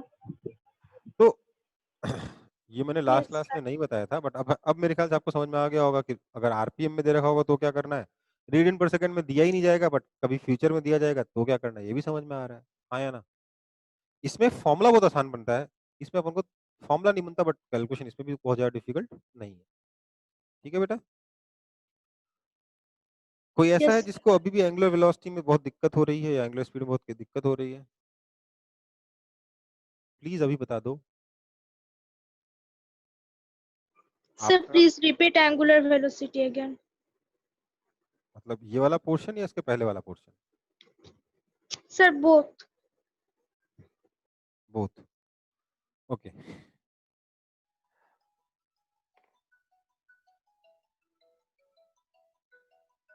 Can't pick up the phone, just 1 second बेटा।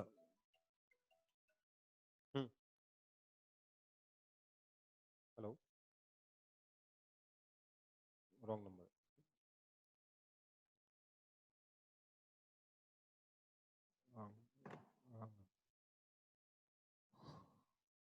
हाँ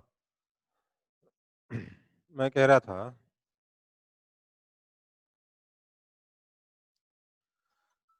अरे यार आपको पूरा वापस पढ़ाना है, ठीक है तो देख लो भाई। तो एक काम करो, अगर आपको ये वाला पोर्शन समझ में नहीं आया ना, तो एक काम करते हैं हम लोग थोड़ी देर के लिए रेडियन पर सेकंड वाला पोर्शन जो है, रेडियन वाला पोर्शन जो उसको थोड़ा सा छोड़ देते हैं, ठीक है। पहले सिर्फ आपके स्कूल वाला लेवल का एक बार देख लेंगे, उसके बाद दोबारा कभी मैं रेडियन वाला बता दूंगा, क्योंकि मैं समझ रहा हूँ कि आप थोड़ा सा कंफ्यूज हो रहे हो रेडियन देख देख के बार बार, ठीक है बेटा। तो एंगुलर स्पीड जो है ये मेजर है इस चीज का कि कोई चीज कितनी तेजी से सर चक्कर काट रहा है, ठीक है। इसको मेजर करते हैं हम लोग इन आरपीएम। आरपीएम का मतलब क्या होता है बेटा, अभी अभी बताया था, रिवॉल्यूशन पर मिनट। ठीक है, आरपीएम का मतलब क्या होता है? Revolution per minute. मतलब एक पार्टिकल कितने चक्कर लगाता है एक मिनट में, इस तरीके से इस चीज का यूज करके हम लोग एंगुलर स्पीड लिखते हैं। हमें जो मेन चीज पढ़नी है वो ये है कि आरपीएम में अगर कोई पार्टिकल सर्कुलर मोशन कर रहा है तो उसके आरपीएम में या उसकी एंगुलर स्पीड में और उसकी लीनियर स्पीड के बीच में क्या रिलेशन है। कहने का मतलब, मान लेते हैं ये एंगुलर स्पीड ओमेगा से घूम रहा है और घूमते वक्त इसकी जो लीनियर स्पीड है वो v है। हर पॉइंट पे उसकी स्पीड v है, क्योंकि यूनिफॉर्म सर्कुलर मोशन के बारे में बात कर रहे हैं। उसकी स्पीड चेंज नहीं होगी, सिर्फ डायरेक्शन ऑफ मोशन चेंज होगा। इसकी लीनियर स्पीड मान लो v है, तो ओमेगा और v के बीच में क्या रिलेशन है अगर सर्कल का रेडियस r है तो हम बोलेंगे कि let's say angular speed omega is equal to x revolution per minute. Let's say angular speed आपको ओमेगा दे रखा है, x रिवॉल्यूशन या x रोटेशंस पर मिनट। आपको बताना है v कितना है। ये एग्जाम्पल अगर आप सॉल्व कर लेते हो तो आपका काम हो जाएगा अभी के लिए। तो मैं बोलूंगा कि इन 1 मिनट राउंड्स कितने कवर हुए? x, है ना। ओमेगा इज इक्वल टू, अगर x आरपीएम है, इसका मतलब क्या है? x राउंड्स पर मिनट। तो मतलब एक मिनट में x राउंड्स कवर किए तो हमारा angular speed omega is equal to x RPM होगा। ये हमारी यूनिट का मीनिंग है। इसके बाद अगर मुझे स्पीड निकालनी है तो मैं कहूंगा कि speed is equal to total path length upon total time. तो टोटल टाइम कितना है? टोटल टाइम लगा है बेटा 1 मिनट। इसके लिए अगर 1 मिनट का टाइम लूं तो 1 मिनट का टाइम लिया हमने 1 minute, that is equal to 60 seconds. और टोटल पाथ लेंथ कितना है? x राउंड्स, है ना।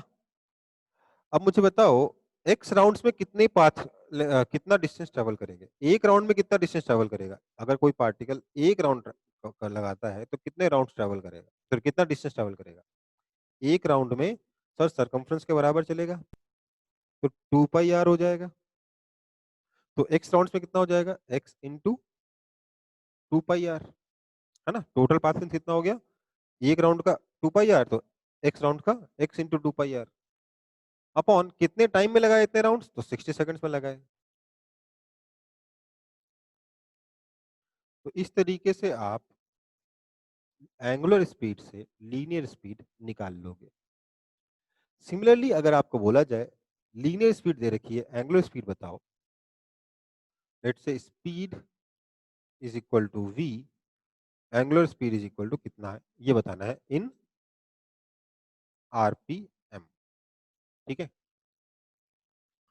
तो हम बोलेंगे इन, या v मीटर पर सेकंड कर देता हूं उसको, in 1 minute distance travelled is equal to speed into time, that is equal to v metre per second into time कितना है? 1 मिनट का मतलब 60 सेकंड्स। तो आपका ये पाथ लेंथ हो गया v metre per second into 60 seconds, that is equal to 60 v metre. ये पाथ लेंथ हो गया। दिस इंप्लाइज राउंड्स कितने हुए? देखो भाई सर, एक राउंड के लिए 2 पाई r चलना पड़ता है, तो अगर l डिस्टेंस ट्रेवल किया है तो नंबर ऑफ राउंड्स हो जाएंगे l upon 2 pi r, that is equal to 60v upon 2 pi r। r भी मान लेते हैं मीटर में है, तो मीटर मीटर कैंसिल हो जाएगा, है ना। तो राउंड्स हो गया 60v अपॉन 2πr, कितनी देर में, तो 1 सेकंड में, 1 मिनट में। तो इसका मतलब ओमेगा हो गया नंबर ऑफ राउंड्स पर मिनट, मतलब 60v अपॉन 2πr। 1 मिनट में जितने राउंड लगाया उतने राउंड्स पर मिनट आपका आंसर है। ठीक है बेटा, इस तरीके से आप एंगुलर स्पीड से स्पीड निकाल सकते हो और स्पीड से एंगुलर स्पीड निकाल सकते हो। Okay, sir. ठीक है, So thank you. समझ में आ गया पक्का? Yes, sir. Thank you, sir. Okay बेटा, चलो। सर इससे पहले वाली शीट एक बार दिखा दीजिए ना। इससे पहले वाली शीट देखनी है? ओके, ये लो।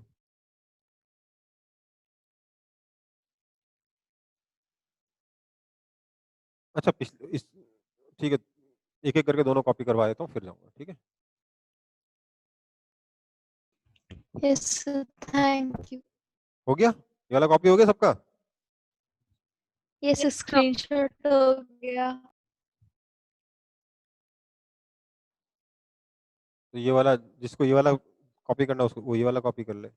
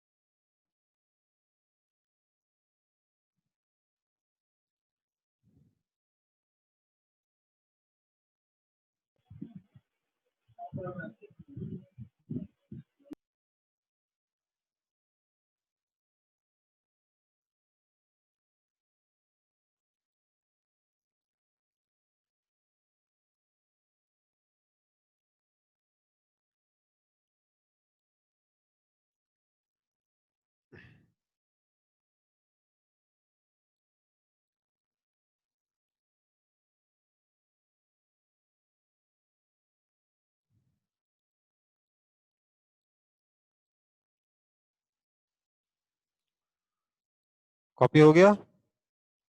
Yes, sir. Yes, sir. ठीक है बेटा, फिर मैं इसको क्लोज कर रहा हूँ। किसी को का नहीं हुआ है तो प्लीज बता दो, मैं एंड कर रहा हूँ मीटिंग।